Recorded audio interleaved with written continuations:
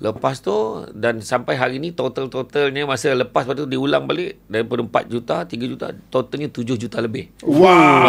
Masa tu. Dan Baik. masalahnya bukan kita punya video. Dia juga, kayalah kau, bukan aku punya video tu, orang lain yang record, mana aku tahu.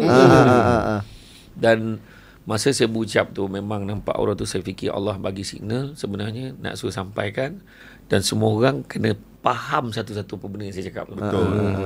Malahan ada grup-grup masa tu, geng-geng PAS masa tu kan, geng-geng pembangkang masa tu, yang terkejut tengok saya bucat tak UMNO. Dia kata apa, sudahlah kau dapat lepas ni, kau dapat unfollow daripada aku. Kau tu sudahlah.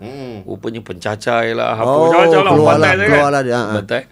Tapi selang 2-3 minggu lepas tu, saya dapat mesej pada orang sama. Saya minta maaf Ustaz, saya ada dengar dah Richard kisikan dengan Ustaz. Saya hormat Ustaz.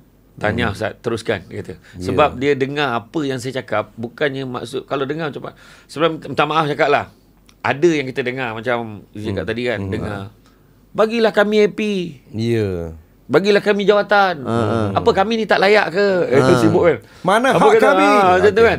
Saya mana ada, saya semua saya tegur, saya beritahu apa yang kita nak. Kan saya pesan. Dan lepas pada tu, termasuk ingat tak kan, kaitan kerajaan tu dah penat dah dapat 500 kata kan.